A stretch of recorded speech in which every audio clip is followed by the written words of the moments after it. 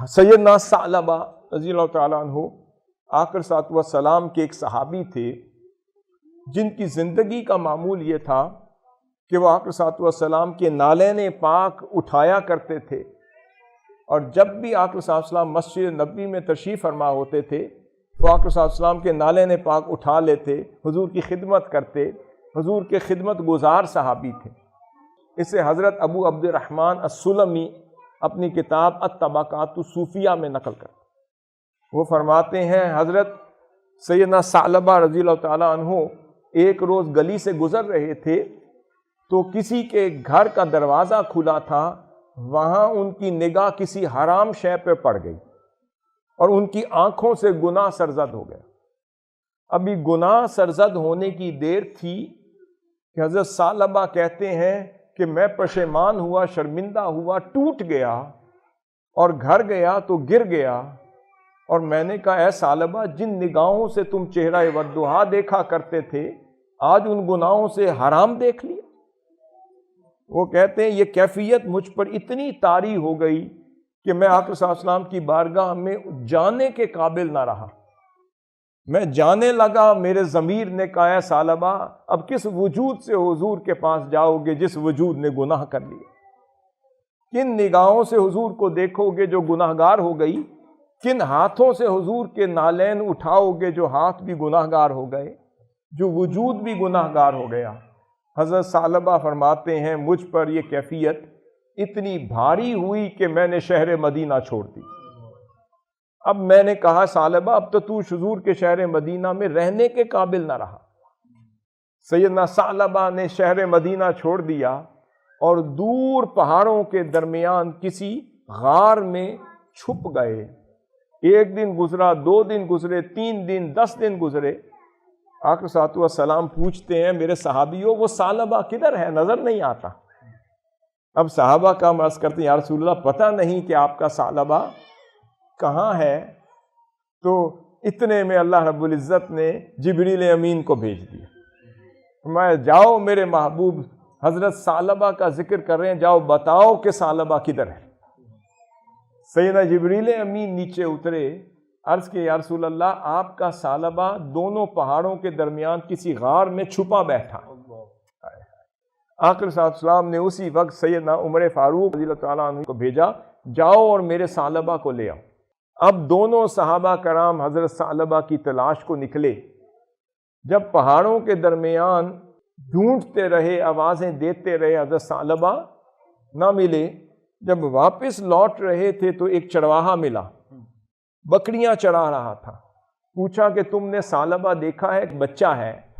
وہ کہتا ہے حضرت مجھے یہ تو نہیں پتا کہ وہ کہاں ہے، پر یہ ضرور جانتا ہوں کہ 2 پہاڑوں کے درمیان ایک غار میں سے جب رات ڈھلتی ہے، سورج غروب ہو جاتا ہے، ایک سوز و گداز بھری، ایک آہ و بکا والی آواز، ایک رونے والی گریہ و زاری والی آواز پورے وادی میں گونج جاتی ہے اور کوئی تڑپ تڑپ کے رو رہا ہوتا ہے۔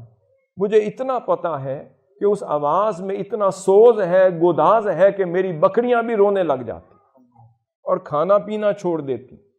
وہ سمجھ گئے کہ یہی سیدنا ثعلبہ ہے۔ جب آپ ڈھونڈتے ڈھونڈتے اس غار کے دہانے اور اس کے دروازے تک پہنچے تو سیدنا ثعلبہ نے سمجھا کہ ملک الموت آ گئے۔ آپ فرماتے ہیں ملک الموت مجھے مہلت دے دے، ابھی میرے مصطفیٰ توبہ تو میری قبول کروا لیں، پھر تیرے ساتھ چلا جاؤں گا۔ اتنے میں آپ نے فرمایا نہیں بھائی ثعلبہ، میں عمر فاروق ہوں، تمہیں لینے آیا ہوں۔ بھائی کیوں آئے ہو؟ کس نے بھیجا ہے؟ فرمایا حضور نے بھیجا۔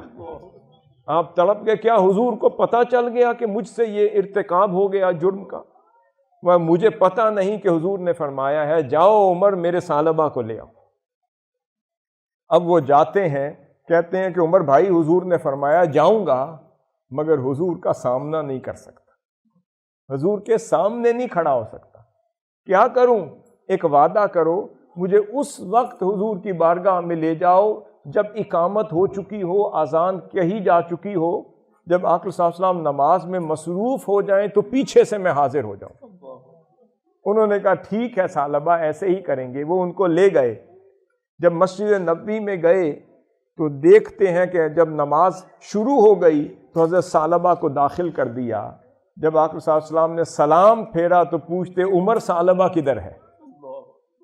فرمایا حضور یہ ہے. آپ نے چیخ ماری اور آقا صلی اللہ علیہ وسلم کے قدمین شریفین پر گر گئے.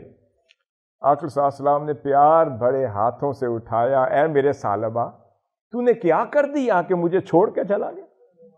اگر تجھ سے گناہ بھی ہو گیا تھا تو پھر لجپال نبی رحمت للعالمین تیرے پاس تھے, تو مجھے کہتا, میں ہاتھ اٹھاتا, میں تیری مغفرت مانگتا, خدا تجھے معاف کر دیتا, تو نے مجھے چھوڑ دیا. یا رسول اللہ میں نہیں بتا سکتا, بہت بڑا گناہ کیا ہے. آپ نے ہاتھ اٹھا دیا, آپ نے فرمایا مولا میرے ثعلبہ کو معاف کر, جو بھی گناہ سرزد ہوا ہے تو معاف کر دے. یہ کہنے کی دیر تھی, تڑپ گئے. پھر 2 دن نہیں گزرے تھے اپنے گھر میں تو وہیں آپ کی روح قفس انسری سے پرواز کر گئی, فوت ہو گئے, وصال ہو گیا. اب آگے سنیے, آقا علیہ الصلوۃ والسلام اتنے رحمت والے لجپال ہیں. آپ نے فرمایا میرے صحابیوں, میرے ثعلبہ کی تدفین اور تجہیز و تکفین کے لیے اہتمام کرو. جب قبر کھود لو تو مجھے بلانا, میں خود اپنے ثعلبہ کو لحد میں اتاروں. صحابہ کرام عرض کرتے ہیں کہ جب حضرت ثعلبہ کو لحد میں اتارنے کا وقت آیا تو اس وقت آقا صلی اللہ علیہ وسلم تشریف لے آئے. آپ خود نیچے تشریف لے گئے اور اپنی گود مبارک میں حضرت ثعلبہ کا سر لے لیا اور دست اقدس اٹھا لیے اور فرماتے ہیں کہ اے مولا, یہ تیرا ثعلبہ اور میرا ثعلبہ اس حال میں اس دنیا سے جا رہا ہے کہ تیرا رسول اس سے راضی ہے, تیرا محبوب اس سے راضی ہے.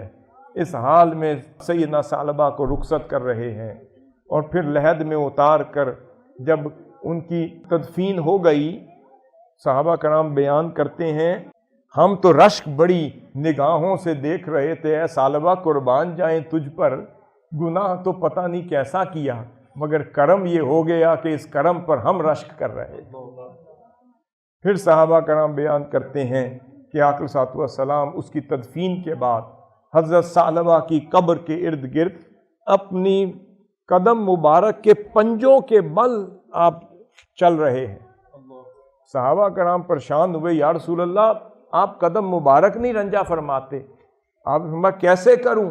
جب سے میرے ثعلبہ کی توبہ قبول ہوئی ہے پوری کائنات کے فرشتے خدا نے بھیج دیے, جاؤ اور ثعلبہ کو دیکھو کیسا ہے.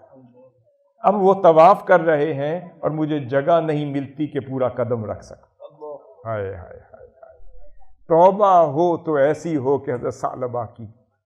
اے میرے بچوں, چھوٹے ننھے منھے بچوں, آپ کی تو کچھ بھی زندگی نہیں. آج آپ معصوم ہیں. آج خدا کے حضور مصلی سے دوستی کر لیں, قرآن مجید سے دوستی کر لیں. آپ اللہ اللہ کرتے رہیں, راتوں کو اٹھ کر تہجد کے وقت سے دوستی کر لیں. جب اللہ رب العزت آسمان دنیا پر آ کر کہتا ہے کوئی ہے جو مجھ سے مانگ لے, شاید کوئی نہ مانگے, آپ مانگنے والے بن جائیں, خدا کو منانے والے بن جائیں, خدا سے دوستی کر لیں تاکہ کل کو آپ کے والدین بھی آپ کی شفاعت کے ذریعے سے چلے جائیں. حضور شیخ الاسلام فرماتے ہیں پتہ نہیں میری بخشش ہوگی یا نہیں, یہ ان کی شان ہے. فرماتے ہیں اگر آپ لوگوں کی توبہ قبول ہو گئی, حضور میری بھی قبول کر لیں, مجھے بھی قبول کر لیں.